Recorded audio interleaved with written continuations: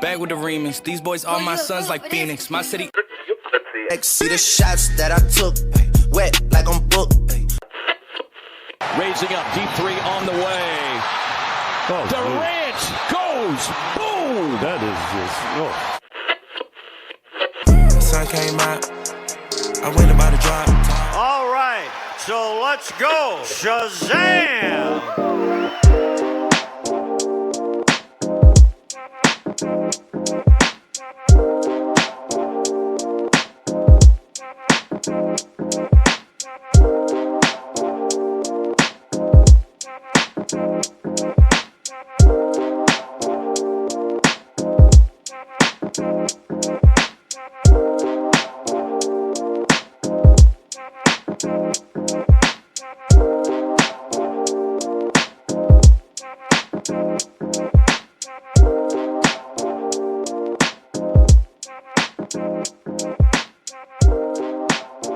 Bienvenue dans Valley Hoop, le podcast francophone de l'actualité des Tragics Suns. Je suis aujourd'hui en tête-à-tête avec mon camarade Malo. Malo, comment vas-tu ?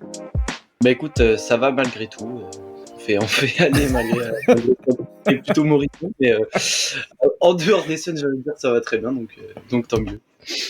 Rod n'est pas avec nous aujourd'hui, il est excusé, il était en petites vacances sur le pod précédent, il est encore absent cette semaine, mais promis, il reviendra très vite et très fort dans Valley Hoop. Évidemment, vous retrouverez votre animateur culte sur les prochains épisodes, à n'en pas douter. On va parler, Malo, cette semaine de ce qui s'est passé le mois dernier, c'est-à-dire sur le mois de février. Il nous reste, je crois, 1 ou 2 matchs à jouer au mois de février. Je crois que je me demande si on n'a pas un back-to-back à venir là. Je sais pas, je regarde plus le calendrier. Je regarde encore les matchs, mais je regarde plus le calendrier. On va parler de ce mois de février qui est franchement miteux, piteux, je sais même pas comment dire. On a tellement utilisé le mot catastrophique dans Valley Hoop depuis le début de la saison qu'on va peut-être essayer de l'éviter sur ce podcast-là, mais ça conviendrait bien quand même. Ça conviendrait bien quand même. Donc retour sur ce mois de février. Je te laisse présenter le bilan et un peu l'actualité de ce mois de février, ce qui s'est passé pendant ce mois de février. Malo, je te lance là-dessus, mais on a vraiment eu un mois de février nul du côté de Phoenix. Ouais, c'est un mois de février vraiment cata. J'ai déjà commencé à utiliser le mot catastrophique. Non, mais c'est vrai que c'est terrible parce que voilà, il y a eu c'est une période où tu avais un calendrier un peu plus facile en plus de ça, où tu fais que 3 victoires sur le mois entier. Enfin, il reste le back-to-back contre les Pélicans, mais même pas sûr que ça se passe bien vu l'équipe actuelle en fait. Donc ouais, tu fais seulement 3 victoires sur le mois pour 9 défaites. Donc c'est quand même un bilan cata et vraiment terrible. Enfin, digne d'une équipe qui tank et qui vise le top 5 des pires équipes de la ligue, quoi. Sauf que t'es pas du tout censé viser ça. Puis comme je l'ai dit, c'est un calendrier quand même plus facile. Tu t'affrontes les Warriors que tu bats 130-105, donc là premier vrai blowout de la saison. Il y a quand même un petit peu d'espoir qui naît de ce match. En plus c'était un beau match, notamment un Nick Richards qui montre encore une fois qu'il est capable contre des raquettes faibles de faire du mal, Devin Booker qui montre qu'il revient en forme, tout ça. Sauf que derrière tu te fais calmer dès le lendemain en prenant 20 points par Portland, qui était en feu à cette époque-là, c'est sûr, mais tu te fais atomiser défensivement, et derrière Ayton, Camara, tout ça te détruisent. Ils te redétruisent 2 jours plus tard où tu perds 121-119. Encore une fois, un gros match de Dayton. Après, tu prends un blowout contre le Thunder. Bon, à la limite, t'as tenu une mi-temps. C'est déjà pas mal. Là, c'est excusé, on va dire. Sauf qu'après, tu bats le Jazz en prolongation 135-127. Tu t'en sors avec un tir au buzzer de Grayson Allen un peu sorti de nulle part. Il restait 1 seconde. Enfin, tu t'en sors miraculeusement contre le Jazz. Pas très prometteur. Ensuite t'enchaînes 4 défaites contre Denver, Memphis et les Rockets et les Spurs. Encore une fois très compliqué. Offensivement t'as du mal à vraiment enchaîner, et défensivement tu prends pendant une dizaine de matchs on prenait au moins 119 points, 120 points par match. Donc c'est sûr que tu peux pas espérer gagner des matchs dans ces situations là où faut espérer que ton attaque soit extrêmement performante, ce qui n'est pas vraiment le cas non plus. Il y a eu le All-Star Break entre-temps, avec Ryan Dunn qui a montré de belles choses avec l'équipe du Rising Star qui a gagné le tournoi B, on va dire, du All-Star Game. t'as Kevin Durant qui est allé, Devin Booker, on se dit bon bah il est pas allé, il aurait peut-être pu discuter, mais en tout cas ça va lui permettre de se ressourcer. On a parlé que voilà, physiquement il était dans le dur, tout ça. On se dit que bon, ça va être une bonne pause pour l'équipe aussi physiquement de se poser un peu. On a vu des photos de joueurs qui se rassemblent et tout, donc voilà, tu prends encore un peu d'espoir et tu te dis bon, ça faisait une semaine qu'on n'avait pas désillusionné, donc on se dit bon, pourquoi pas, peut-être qu'ils reviennent mieux, sauf que bah pas du tout. Tu reviens avec la défaite contre San Antonio, donc qui une fin de match, la gestion catastrophique. Tu t'es mené tout le match, t'arrives à recoller en fin de match. En fait, tu te fais défoncer par un pick and roll de Keldon Johnson, genre sur 5 ou 6 actions consécutives en laissant Bradley Beal dessus. Pas de changement, et du coup tu peux pas revenir quand l'équipe adverse met 2 ou 3 points par possession. Ensuite tu bats les Bulls dans la difficulté, mais tu vas aller chercher le match à la fin. Tu te dis que voilà, il y a peut-être un petit peu de mieux, et après t'enchaînes sur 2 défaites horribles contre les Raptors, où tu te prends pareil, t'arrives à recoller à la fin, donc t'es encore mené, mais tu te prends 6 ou 7 3 points en 3 minutes, j'ai plus le chiffre exact, mais tu te fais allumer. 7 3 points dans les 4 dernières minutes de jeu, et l'incapacité pour les Suns à en mettre. Ouais, c'est ça. Oui, en plus, ouais. D'un côté, tu mets rien du tout. Et derrière, le match d'hier, à l'heure où on tourne ce podcast, 151-148 en prolongation contre les Grizzlies, tu tires à plus de 56%, je crois, à 3 points. Dans l'histoire, avec autant de tentatives, les équipes étaient en 62-6. Bon, elles sont maintenant en 62-7, parce que voilà, t'arrives à perdre sur un buzzer equalizer de Ja Morant qui arrache la prolongation. Ouais, moins de 30 tentatives côté Suns sur ce match, tout de même à 3 points, malgré l'overtime. C'est ça. Je pense qu'on en reparlera d'un des problèmes de l'attaque. Ouais. Mais en tout cas, un mois de février vraiment, vraiment moche, où tu avais quand même des équipes plutôt abordables dans la majorité. Tu avais un ou deux gros adversaires comme le Thunder notamment, où t'es excusé de perdre. Mais c'est vrai que ça fait 3 victoires pour 9 défaites, c'est extrêmement lourd. Tu passes à 4 victoires sous les 50%. Là aussi, ça exprime pas mal, où avec un mois plutôt correct, vu les adversaires, tu peux te retrouver à même peut-être 1 ou 2 victoires au-dessus de ces 50%. Donc là, la saison a clairement basculé, là où on se disait on va peut-être pouvoir faire comme l'année passée au début du mois, accrocher les playoffs, pas faire grand chose, mais au moins il y a un petit peu de choses positives dans la saison. Là tu sens qu'il y a un truc qui a craqué avec la trade deadline, c'était au début du mois de février. Ouais, c'est ça, ouais. Donc les non-mouvements qui ont eu lieu aussi, qui ont peut-être pas aidé dans ce schéma-là, mais là tu te retrouves un petit peu largué pour la course au play-in, et donc ta saison est quasiment finie dès le mois de février, quoi, en gros. Même s'il reste des chances, c'est quasiment bouclé, quoi. C'est cuit, ouais. Moins 6,9 de net rating sur le mois de février, c'est catastrophique, hein. C'est vraiment catastrophique. C'est le 4e pire net rating de la ligue, donc c'est dire. C'est dire, quoi. Ça tutoie vraiment des équipes qui font... qui dépensent pas 130 millions de luxury tax en fin de saison, quoi. Tout simplement. C'est peut-être qu'elles ont effectivement les pires net ratings de la ligue, mais elles dépensent pas 130 millions de luxury tax en fin de saison. On est donc en bilan... Attends, je regarde les standings. On est en 27-31. On est 11e, donc porte du play-in à l'ouest, juste devant les Trailblazers, qui n'ont que 2 victoires de différence avec nous. Qui n'ont que 2 victoires de retard sur nous, pardon. Et on est 2 victoires derrière les Kings. C'est compliqué, hein, c'est compliqué. Les équipes qui sont devant nous me paraissent aussi complètement perdues. C'est ça qui est rigolo. Alors, il y a les Warriors qui retrouvent un peu d'entrain avec Jimmy Butler et les Wolves qui commencent un peu à trouver le rythme. Mais on a les Mavs, on a les Kings. Les Mavs, ils n'ont pas de secteur intérieur depuis le trade de Luka Doncic pour Anthony Davis. Les Kings peinent vraiment à trouver leur rythme. Ils sont en 29-28, à peine à l'équilibre. Et derrière nous, c'est simple, à l'ouest, on n'a que des équipes dont l'objectif est de tanker et de développer les jeunes. Donc les Trailblazers juste derrière, les Spurs qui n'ont plus Victor Wembanyama qui sont 13e. Et ensuite, on a les 2 cancres de la conférence ouest, le Jazz tout dernier et les Pelicans en 14e. C'est dur, c'est très très dur cette saison des Suns, et je trouve qu'il y a un vrai impact sur le moral des fans, plus que jamais. C'est-à-dire, on a eu des périodes de baisse de morale côté fanbase, mais là j'ai l'impression vraiment qu'on atteint des niveaux de frustration, des niveaux d'énervement qui ont jamais été atteints dans l'ère Booker. Et pourtant, on a vécu la désillusion face aux Mavs qui a été terrible en 2022. On a vécu la défaite en finale en 2021. On a eu le trade de Mikal et Cam J qui a divisé aussi une partie de la fanbase. Mais là, on est vraiment dans une guerre de tranchées entre ceux qui veulent absolument tout mettre sur la gueule de KD, ce qui n'est pas vraiment justifié, ceux qui veulent tout mettre sur la gueule de Bradley Beal, ce qui n'est pas vraiment justifié, ceux qui veulent tout mettre sur la gueule de Budenholzer, c'est pas vraiment justifié non plus, etc., etc. Donc c'est une période qui est compliquée en tant que fan, et nous, on a un petit groupe où on discute souvent, on en parle dans Valley Hoop, mais on a une partie du FC Soleil qui est en message privé sur Twitter, et c'est clair que la plupart du temps, les messages le matin, déjà, il y en a moins qu'avant, et puis surtout, c'est des messages de gens qui souffrent en regardant leur équipe, et ça, c'est dur, quoi. Ça, c'est vraiment dur, parce que, en fait, ça vient de deux choses. D'abord, les résultats, mais aussi le jeu. Parfois, une équipe, elle peine à avoir des résultats, mais au moins elle montre du jeu.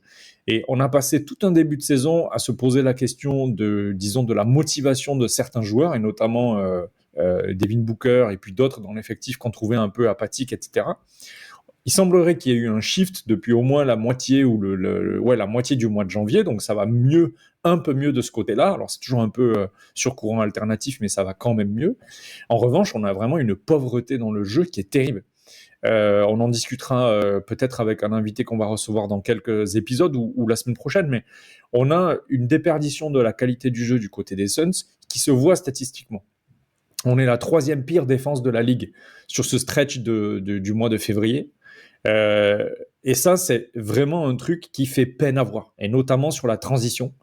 La défense en transition des Phoenix Suns sur ce mois de février, honnêtement, c'est vraiment honteux à regarder. C'est-à-dire qu'on n'a vraiment pas envie d'être fan des Suns quand on voit les Suns défendre en transition. C'est-à-dire qu'ils ne défendent pas et ils sont complètement acculés dans ce qu'ils ne savent pas faire, c'est-à-dire défendre en transition. Et c'est un truc de fou, hein, parce que c'est pas quelque chose,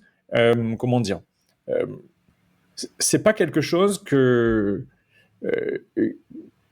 qui pourrait être mis sous le coup d'un manque de personnel, par exemple, parce que t'as des joueurs qui galopent, t'as des Bradley Beal, t'as Devin Booker, t'as Kevin Durant qui certes n'est pas ultra rapide, mais qui ne plaint jamais ses efforts quand il s'agit de revenir, t'as Nick Richards qui est censé être quand même un profil rim runner, et puis sur le banc, bon, quand bien même ce soit sur le banc et qu'on peut se plaindre du temps de jeu, on y reviendra je pense dans d'autres épisodes, mais on a quand même des Ryan Dunn, etc., qui savent courir. Donc en vrai, c'est pas une question de pas vouloir courir, c'est juste une question d'organisation. Je donne quelques chiffres, mais les équipes qui nous ont affrontés en transition en moyenne sur le mois de février ont mis 122 points, mais surtout 141 points sur leur propre rebond de moyenne, sur 100 possessions, sur leur propre rebond défensif de l'équipe adverse, 1,40 points de moyenne sur le tir suivant. C'est phénoménal.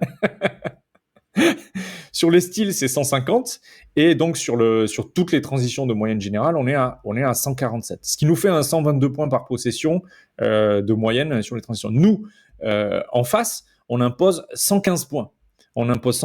Et tiens-toi bien, le différentiel le plus terrible, il est sur mon propre rebond. Quand on prend nos propres rebonds, on est à 122. C'est-à-dire que sur les tirs ratés, quand on rate nos tirs, on met 1,20 points quand on prend le rebond du tir raté adverse, et quand nous on rate nos tirs et quand c'est l'adversaire qui prend le rebond, il en met plus de 140. Donc il y a déjà moins 20. Ça explique le net rating, mais ça explique surtout la guerre de possession qu'on est en train de perdre depuis le début de la saison, et plus ça va, moins ça va. C'est-à-dire qu'on sait depuis le début de la saison que malheureusement notre jeu mid-range nous oblige à être très fort sur le jeu de possession, c'est-à-dire avoir plus de possession que l'adversaire, les rentabiliser davantage, etc., parce que on va peu au cercle, etc., et on tire mieux à 3 points, mais pas autant qu'il le faudrait. Le résultat, il se voit, c'est qu'on a un net rating négatif, tout simplement parce que le jeu de possession, on le perd, et notamment sur le jeu de transition. Mais c'est pas tout, les petits enfants. C'est pas tout. La tirade du père Greg. Non, mais sur ce mois de février, la défense, c'est vraiment une catastrophe. Alors attends, que j'arrive à accéder aux stats. On est donc la troisième pire défense de ce stretch, moins 6,9 au différentiel attaque-défense. On prend 122 points par possession, quel que soit le type de possession, et on en impose seulement 115, ce qui est mid, puisqu'on est 14e dans la ligue en termes d'attaque. Et surtout, on pourrait se dire qu'on pourrait essayer de gagner le jeu des possessions façon Houston. C'est-à-dire que Houston se bat beaucoup au rebond offensif, etc. On a recruté Nick Richards parce qu'il était meilleur que Yusuf Nurkic et Mason Plumlee sur le rebond. Donc, on avait des petits espoirs au rebond offensif. 27e équipe au rebond offensif sur le mois de février. On se fait étrier dans tous les secteurs du jeu. Notre défense, c'est une passoire. On est nul pour ce qui est de provoquer des turnovers, donc interceptions, etc. On est la 29e équipe de la ligue. Pendant ce temps, nous, on est la 17e pour en provoquer, c'est-à-dire qu'il y a 17 équipes qui sont plus fortes que nous à ne pas provoquer des turnovers. Donc, encore une fois, vraiment, c'est tout bonnement une catastrophe. On donne beaucoup de lancers francs. On est 22e au lancers francs donné sur ce mois de février. Bref, le mois de février, l'eye test et les stats le montrent. C'est une catastrophe du côté de la défense des Suns.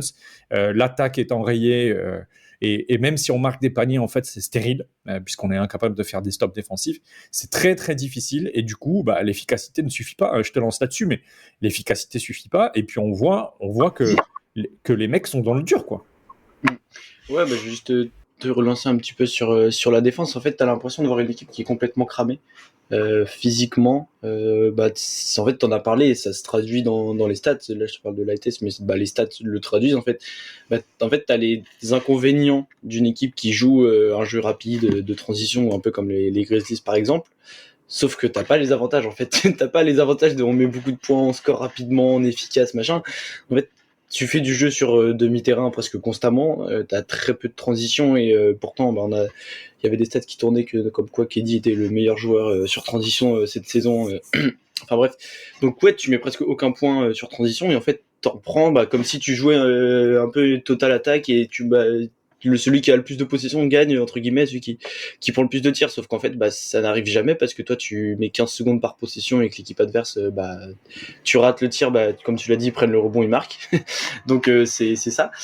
Et ouais, t'as l'impression de voir une équipe qui est cramée physiquement. Au rebond, tu te fais vite battre physiquement, t'es petit, t'arrives pas à lutter en termes de poids dans le duel, t'es souvent battu en fait. Il y a pas de stats, en tout cas je n'ai pas ma connaissance de un peu comme au football de duels gagnés, pourcentage de duels gagnés, parce que là c'est beaucoup moins propre au basket, mais je pense que cette stat serait vraiment effrayante pour les Suns de tous les 50-50 un peu à disputer. En fait tu te fais juste démolir constamment tous les soirs et ça se traduit sur ça et physiquement aussi dans le sens du cardio où t'as l'impression que tu ne peux pas courir, donc ça compte dans les retours défensifs et aussi sur les close-out, parce que voilà, tu vas aller beaucoup mieux fermer la raquette quand même qu'en début de saison, sauf que du coup tu te retrouves à beaucoup plus dans la raquette et en fait il y a beaucoup de possessions où le mec sort dans le corner et limite les deux dans le côté opposé sont ouverts à 3 points, donc t'en as un qui essaie de faire le close-out comme il peut, il se fait juste avoir et ça c'est notamment vu contre les Raptors où tu t'es fait défoncer par une équipe qui est pas bonne à 3 points, qui est l'une des pires équipes de la ligue à 3 points, mais qui t'a détruit sur ça. Donc ouais, c'est aussi un problème important. Mais pour revenir à ta question, l'efficacité ne suffit pas. On est quand même pourtant une équipe qui a quand même des superbes attaquants et des attaquants qui sont capables de marquer très efficacement dans un peu des conditions compliquées. Mais pourtant, ça suffit pas parce que comme tu l'as dit, la défense ne suit pas du tout et que tu n'arrives pas à concrétiser tes attaques. Comme l'a dit, c'est un jeu assez lent. Il y a plus de mouvement. On parlait début de saison de mouvement, de machin, de trucs pour les Suns, les mouvements off-ball, les écrans sans ballon, des petits pour les grands, les trucs, les machins. Soit peut-être que je regarde mal les matchs parce que je suis fatigué ou quoi, mais je les vois plus. Donc soit j'ai du mal à comprendre le basket et c'est aussi vrai, mais j'en vois plus du tout. Et c'est inquiétant parce que tu te maintiens un peu tout le match parce que t'as des bons joueurs, t'as Bradley Beal qui revient bien notamment en ce moment, t'as Devin Booker qui revient bien aussi, t'as toujours Kevin Durant, t'as un Grayson Allen qui peut prendre un peu feu à 3 points sur un match, Russ O'Neal ou quoi.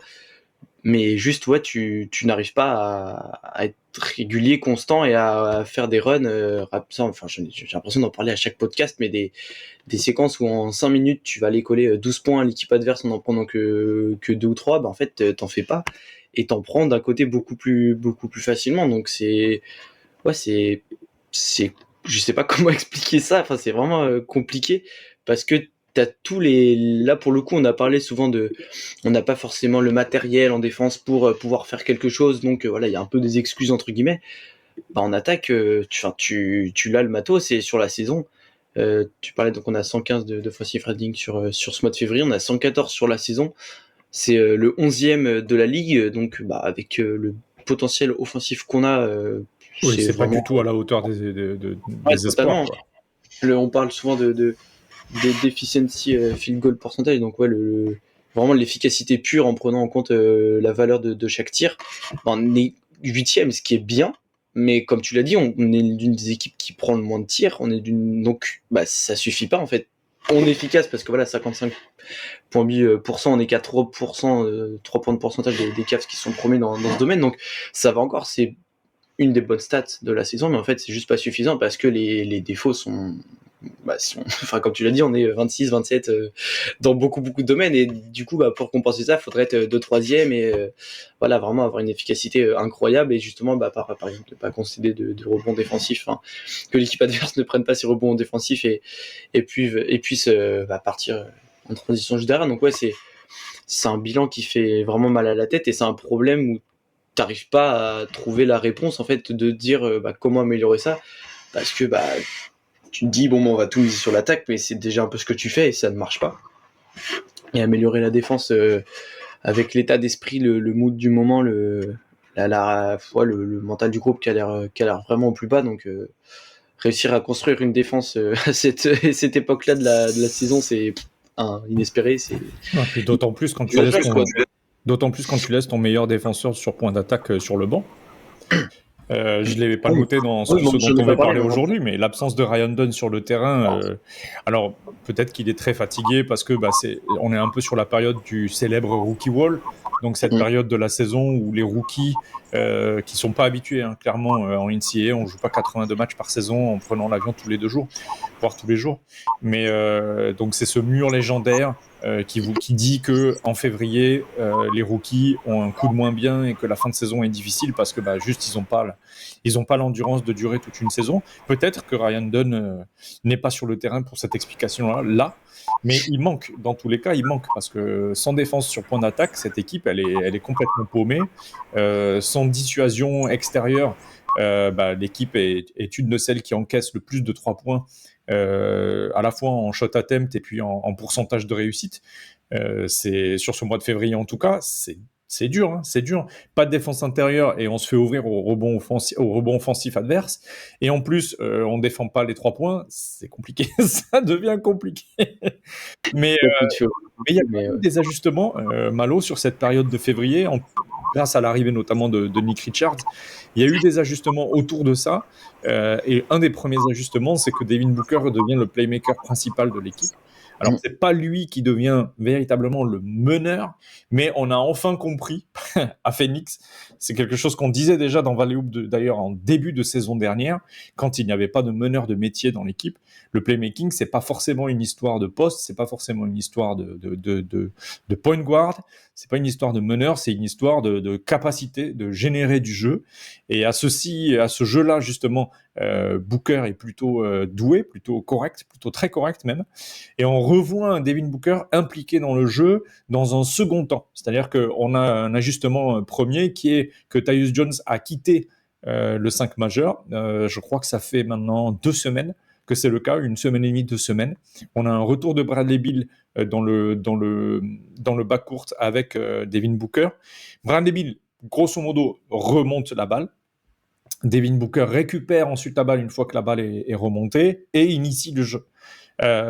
Donc, on a donc en fait le rôle de Devin Booker qui a augmenté dans le playmaking de l'équipe. Bradley Beal, le sien, s'est retrouvé réduit comparé à ce qu'on avait au début de saison.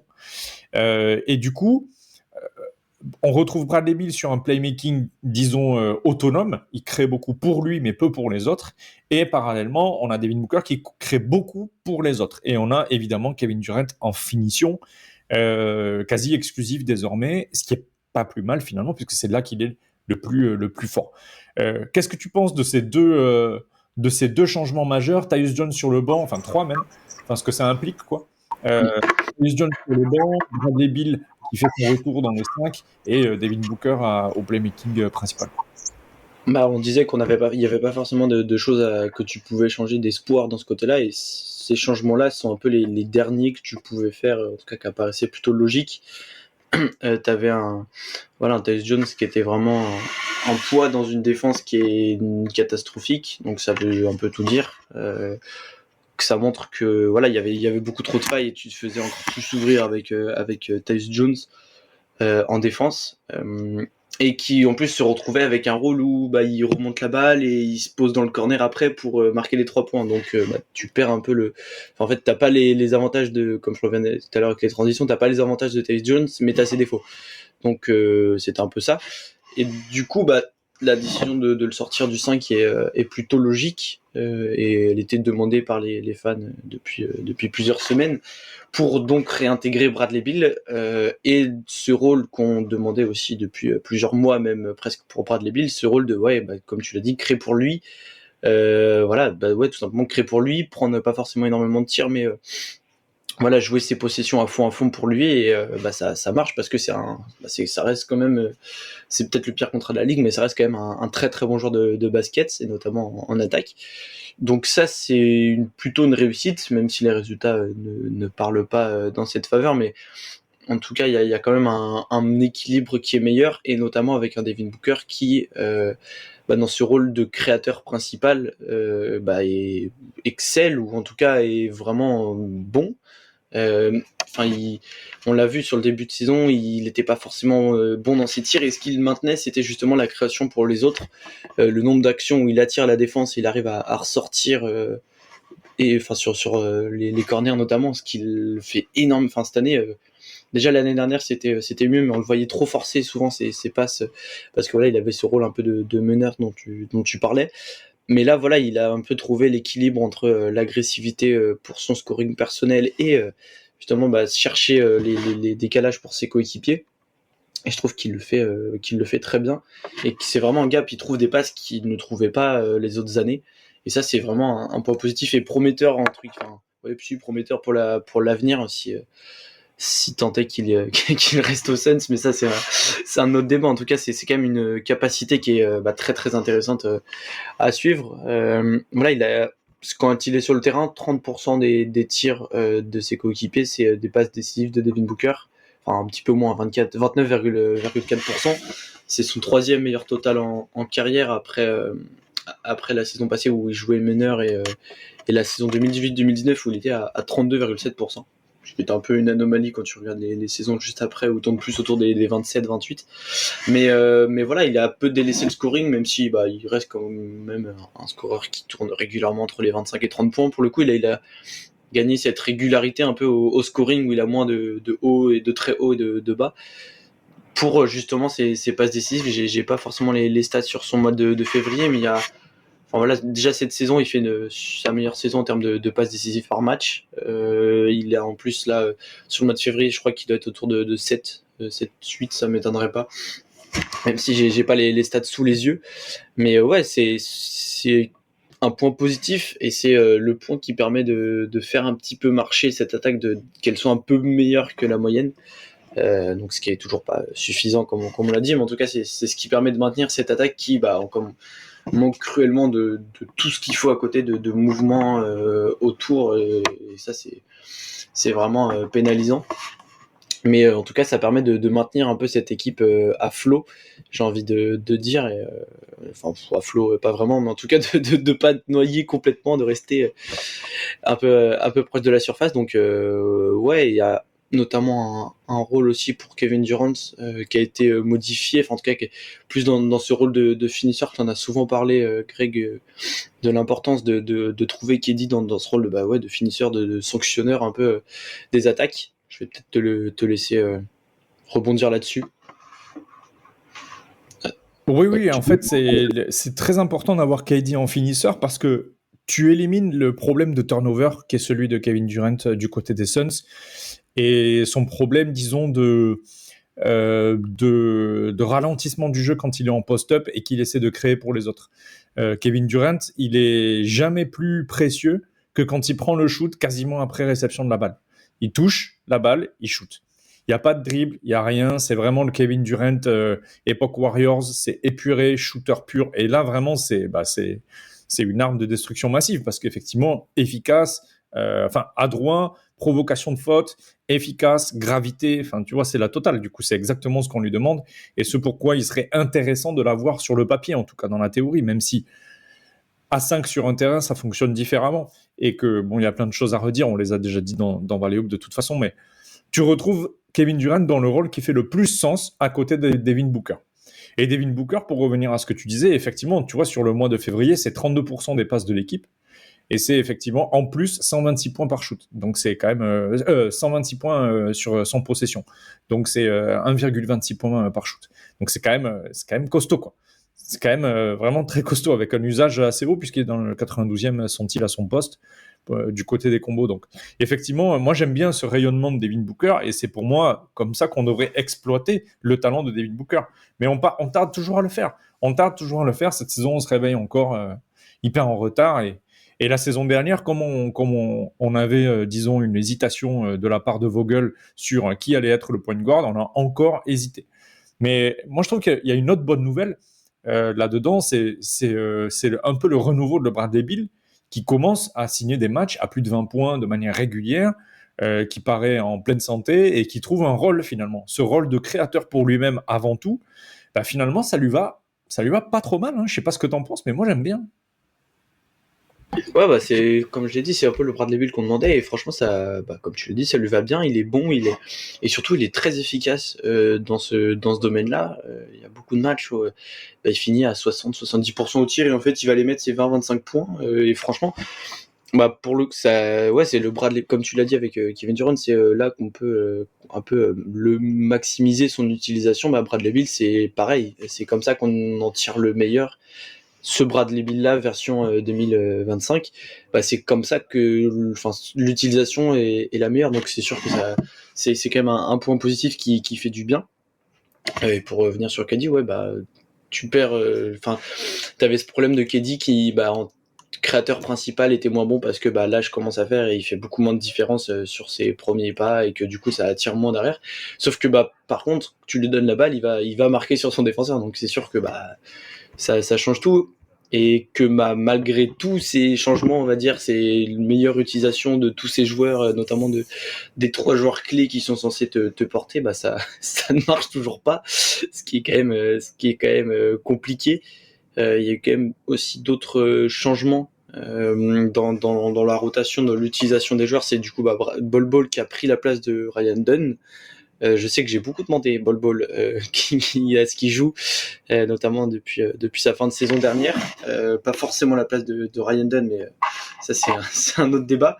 C'est vrai que ça fait un peu de bien parce que je parlais tout à l'heure de physique, d'une équipe qui a du mal dans les duels. Bol Bol il apporte de la taille et ce qui manque cruellement à cette équipe parce que hormis tes 2 pivots et Kevin Durant, t'avais pas du tout de taille. Ryan Dunn qui est quand même un peu grand, mais le 4e plus grand de ton équipe, c'est pas suffisant, surtout quand t'as une base arrière aussi petite à côté.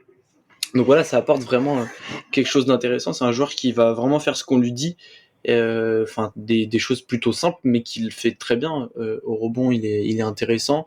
Dans l'attaque du panier aussi, il est plutôt intéressant, et dans le shoot, se positionner dans le corner et prendre ses tirs, il le fait bien et il est plutôt adroit aussi sur ça. Donc ça, c'est encore une fois un point positif, et surtout il apporte de manière régulière. C'est ça qui est bien avec Bol Bol et qui est plutôt surprenant quand on regarde le profil, notamment quand il arrive à Phoenix, c'est qu'en fait on arrive à avoir un joueur qui va aller mettre ses 10 points, ses 6 rebonds et ses 2 contres de manière un peu pareil tous les soirs, quoi. Il va monter un petit peu, descendre quelques fois, mais et ça fait du bien dans une équipe qui peine à trouver un peu un rythme de croisière plutôt bon, d'avoir un joueur sur le banc qui apporte, tu sais ce qu'il va apporter. C'était le cas de Ryan Dunn, malheureusement, il n'apporte plus du tout parce qu'il n'est plus là. mais voilà, ça fait du bien de retrouver un bol intéressant. Après, c'est toujours pareil. Est-ce que, là, il est en fin de contrat, la fin de la saison, est-ce que tu vas réussir à le prolonger, vu ce qu'il montre encore une fois? Déjà, c'était quasi un petit miracle de le signer au minimum. Ouais, je sais pas ce que t'en penses de Bol Bol, de son apport, mais c'est peut-être la seule vraie éclaircie de ce mois de février, à part les changements de rôle, quoi. Il commence à avoir un minutage intéressant depuis le début du mois, grosso modo. Alors, il y a le match à Portland où il joue quasiment pas, il joue 2 minutes, donc c'est négligeable. Par contre, après, c'est 24 minutes, 31 minutes, 30 minutes, 33 minutes, 10 minutes, 13 minutes, 6 minutes contre San Antonio, Chicago et Toronto. Et ensuite, contre Memphis, retour à 30 minutes. Donc, en fait, c'est très bizarre parce qu'il commence contre Utah. Ensuite, on a 3 gros matchs contre Denver, Memphis et Houston, dans lesquels il joue plus de 30 minutes. Puis, on a 3 petits matchs, entre guillemets, contre les Spurs, Chicago et Toronto, donc plutôt des équipes du bas de la conf, ou en tout cas du bas de classement, et du coup, il joue peu. Et contre Memphis, retour d'une équipe qui a des ambitions, on le retrouve à plus de 30 minutes. Donc déjà, c'est intéressant. À chaque fois qu'il joue plus de 30 minutes, il y a au moins 14 points qui sont marqués. On a un pic à 14 rebonds, et à chaque fois qu'il joue plus de 30 minutes, on a au minimum 4 rebonds, et on est plutôt, grosso modo, à 6 ou 7, quoi. Ensuite, on a un usage qui est plutôt autour des 20%, 17-20%. Donc moi, j'aime bien ça parce que c'est pas trop. Et puis surtout, il y a des pics, là, depuis 4 matchs au scoring qui sont vraiment super intéressants. On est à... contre Memphis, on est à 1,64 points par shoot. Contre Toronto, juste avant, on est à 2,5 points par shoot, donc c'est absolument énorme. On est à 1,33 contre Chicago et on a 1,66 contre San Antonio, donc c'est quand même super intéressant. C'est pas le mec qui est le plus concerné par les passes, qui est le plus concerné par le playmaking. On n'est pas du tout sur un joueur complet. On est sur un joueur qui finit les actions. Et de temps en temps, honnêtement, en défense, sa taille est un petit peu dissuasive et elle empêche certaines actions de se finir près du cercle juste parce qu'il est là. C'est pas un joueur ultra précieux au rebond non plus parce que son physique l'empêche un peu de boxer, mais sa présence est, disons, je pense, non négative, ce qui est déjà plutôt pas mal pour les Suns sur ce mois de février. Donc effectivement, tu avais annoncé en début de saison Bol Bol, il aura un rôle, etc. Machin, j'espère qu'il aura un rôle et tout. On a attendu octobre, novembre, décembre, janvier, 4 mois et demi, exactement le signe de la montre, 4 mois et demi que ça se fasse, mais finalement ça s'est fait. Bol Bol a un rôle, alors malheureusement au détriment de Ryan Dunn, qu'on aimerait au moins choper une quinzaine, une vingtaine de minutes dans cet effectif, mais Bol Bol a un rôle. Pourquoi il a un rôle? Ça, honnêtement, disons qu'il y a plusieurs pistes, on en a déjà discuté en off, mais il y a la piste de voir si c'est un joueur qui est suffisamment bon pour lui donner une extension médium la saison prochaine, donc une MLE. Ensuite, il y a la possibilité que ce soit pour lui donner une MLE, mais pour pouvoir le trade. Donc, c'est-à-dire, on lui donne une MLE, mais en fait, l'objectif, c'est de le trade. Et donc là, on l'utilise sur la fin de saison pour prouver toutes ses qualités. Franchement, il a mordu dans le plan et il est OK vraisemblablement avec le plan, quel que soit le plan, puisqu'il délivre, je trouve. Et la dernière option, c'est juste pour faire reposer ceux qui sont pas capables de rentrer dans la rotation aujourd'hui sur les ailes, et en l'occurrence Ryan Dunn et Ozo Ighodaro. Je sais pas quelle est ta théorie préférée, mais moi c'est les 3 que j'ai en tête pour l'instant, quoi. Ouais, j'ai envie de dire, je vais aller vers celle qui est un peu mon espoir et celle qui me laisse un peu de côté positif, c'est ce fameux rookie ball. Surtout pour un joueur, je vais plus parler de Ryan Dunn parce que Ighodaro ça a commencé un peu plus tôt et c'est aussi en termes de niveau d'être prêt directement au jeu NBA qui était il a montré de belles choses mais il montre encore beaucoup de limites. Pour Ryan Dunn, il y avait quand même ce côté, il apportait clairement à l'équipe et tu l'as dit, c'est notre meilleur défenseur et de très très loin sur point d'attaque, et c'est l'un des meilleurs parmi la ligue en fait carrément. En tout cas, c'est un des très bons parmi la ligue et le meilleur parmi les rookies. Et surtout pour un joueur qui avait besoin de rythme et notamment en attaque. C'était ça qui était très bien avec son début de saison, la Summer League, le début de saison, où en fait il prenait beaucoup de tirs, il avait beaucoup de confiance, il était dans le rythme et machin, et que du coup ça marchait. Et là en fait tu le retrouves à l'utiliser quelques fois en fin de match sur une dernière possession ou en dernière possession d'une mi-temps, voilà, ou pour reposer les 2 minutes un passage Kevin Durant si Bol Bol a un problème de faute ou vient de sortir du banc aussi.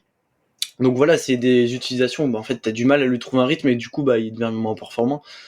Et ça s'explique peut-être, il est pas forcément prêt, il a aussi cette blessure à la cheville. Enfin, cette gestion un peu a commencé au moment où il s'est blessé à la cheville. Donc voilà, au début on disait ça, qu'il avait du mal peut-être à se remettre de cette cheville qui était pas encore tout à fait remise. Ça semble être le cas, mais peut-être que du coup il a perdu ce rythme et que il y a eu ce petit ce wall, cette barrière qui est un petit peu cassée, qui le casse un peu physiquement. J'ai envie de croire que c'est celle-là parce que je me dis que c'est la seule qui est entendable, j'ai envie de dire. Voilà, et même si c'est pour donner le rôle de Bol Bol, ça y a pas de souci parce que ce soit pour le trade, pour le garder, pour n'importe quoi, il mérite de jouer dans cette équipe et de soit aller chercher un contrat pour lui ou soit de devenir un asset pour nous plus tard. Mais je pense que c'est pas du tout incompatible de jouer les deux ensemble. Là, on voit Bud qui tourne sur des rotations à 8 ou 9 depuis 9 avec souvent un joueur qui sort un peu de la rotation au cours du match, que ce soit Nick Richards, Plumlee, Bol Bol l'a fait quelques fois aussi. Ou en fait tu peux intégrer un autre joueur, surtout sur les ailes où tu manques, et voilà, aller chercher une quinzaine de minutes par soir, ça y a pas de souci. Surtout quand tu vois qu'un Kevin Durant enchaîne les matchs à 40 minutes à son âge, dans une saison où t'as pas forcément grand chose à jouer. Enfin voilà, il y a la place de faire collaborer Ryan Dunn et Bol Bol, donc le fait que Bol Bol remplace Ryan Dunn, ça j'y crois pas vraiment, même s'il lui prend des minutes c'est sûr, mais voilà, il y a totalement la place des deux pour collaborer. Donc je sais pas, pour le coup je suis un peu déçu de la situation et un peu incompréhensible, et ça revient dans le sens qu'en fait on prend pas de plaisir à suivre cette équipe depuis un mois, enfin depuis plus longtemps c'est sûr, mais en tout cas depuis un mois, enfin c'est même plus envie de regarder les matchs. Je regardais par exemple c'était contre Toronto, j'étais encore réveillé, j'ai fait on va jouer. Ah oui, c'est vrai qu'on joue. Bon, j'ai mis le match parce que j'ai été réveillé et que j'avais pas spécialement quelque chose à faire à ce moment-là, mais je me suis pas dit tiens, il y a le match, je vais faire exprès de rester éveillé machin. Non, c'est plus du tout ça. Là, pareil, ce matin, ça se réveille. Oui, c'est vrai qu'on jouait. On a perdu. Bon, voilà. c'est vraiment ça, et l'absence de Ryan Dunn n'explique pas tout, mais fait partie d'un cumul. Ouais, d'un cumul de frustration, ouais. En plus. Ça, et là je vais faire un petit coucou Rod qui n'est pas là aujourd'hui malheureusement, mais qui je pense a bien développé cette partie, qui a clairement dit que tant que Ryan Dunn il est en grève. On a Rod qui est en grève des matchs et qui ne regarde plus les matchs jusqu'à ce que Ryan Dunn revienne. Moi je comprends ça, et je comprends toute la frustration des fans partout qui veulent plus regarder les matchs parce que l'équipe les saoule pour une raison ou pour une autre. Ryan Dunn, l'apathie qui de temps en temps remonte un peu sa tête, etc. Je comprends complètement. En parlant de match, et pour conclure cet épisode court, parce que finalement sur ce mois de février, à part dire que c'était nul, il n'y a pas grand chose à faire. Donc on va parler des 10 prochains matchs. On reviendra sans doute avant ces 10 prochains matchs, mais on a grosso modo un back-to-back contre les Pelicans. On est capable de perdre les 2 matchs, c'est ça qui est quand même incroyable, contre une des pires équipes de la ligue, et en tout cas une des 2 pires équipes de cette conférence.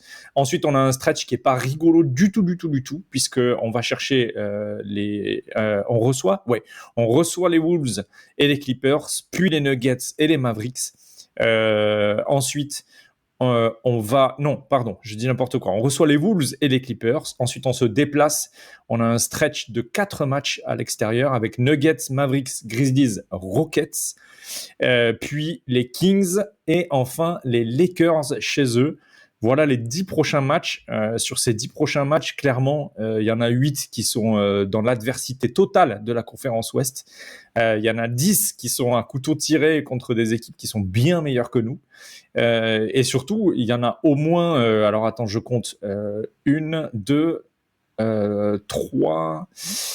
4, allez, il y en a 4 ou 5 qui sont déjà cruciaux pour l'accès au play-in cette saison, voire au play-off si on est vraiment très très ambitieux comme Matipia. Mais voilà, donc difficile de prévoir beaucoup de victoires sur ce stretch de 10 matchs à venir. C'est quoi ton prono? Vu ce qu'on vient de faire et vu les équipes qu'on va affronter, 3 victoires, ce serait déjà limite bien en fait. 3 victoires. C'est terrible, hein. Enfin, la gueule du coup, quoi. 3-7, ouais, ce serait. Enfin, honnêtement, j'ai même du mal à voir qu'on prenne les 2 matchs contre les Pels, même si c'est à la maison. Enfin, je sens qu'on est obligé d'en perdre un. C'est les derniers matchs qui le prouvent en fait, parce que tu perds contre Toronto, contre Chicago, tu perds un match contre les Spurs, t'as failli en perdre un autre, tu te fais taper 2 fois par les Blazers, donc en fait ouais, ça parle. Ouais, je sens qu'on peut en prendre parce qu'on a quand même quelques matchs, notamment à domicile. T'as parlé des Wolves, des Clippers qui sont quand même prenables, mais voilà, ouais, je pense 4 victoires, ce serait vraiment bien déjà, et ça peut tout dire, quoi. Je sais pas si t'es plus haut ou si t'es encore plus dramatique que moi. Non, je suis avec toi, hein. C'est 3-4 wins max. Si c'est plus, c'est miraculeux. Franchement, si on arrive à faire un bilan à l'équilibre sur ces 10 matchs, moi je considérerais que ce sera miraculeux. Je serais pas hyper enthousiaste et je considérerais pas que les Suns vont beaucoup mieux, mais ce serait franchement miraculeux, ouais, clairement. Bon, bah écoute, merci beaucoup Malo, c'était très cool ce podcast de 45 minutes tout pile, c'est magnifique, incroyable. Ouais, au moment où tu dis. Ça, c'est sublime. Donc, podcast court cette semaine pour revenir sur ce mois de février. On se retrouve très bientôt pour, je pense, une analyse tactique on en a discuté entre nous avec Rod et Malo, une analyse tactique un peu plus poussée de ce qui s'est passé tout au long de la saison. Et donc à la fois sur le côté stratégie, évolution des plans de Bud, évolution de l'application par les joueurs, etc., pour qu'on y voit plus clair de ce côté-là. C'est vrai qu'on a fait 4 ou 5 pods où on était un peu éloigné du terrain, on va y revenir, on a commencé aujourd'hui, on va continuer dans le prochain épisode sans doute. Merci à toutes et tous pour votre écoute, à très bientôt dans Valley Hoop. Tenez bon, la fanbase des Suns. On est ensemble les frères et les sœurs, et à très bientôt. Ciao. Ouais, ciao.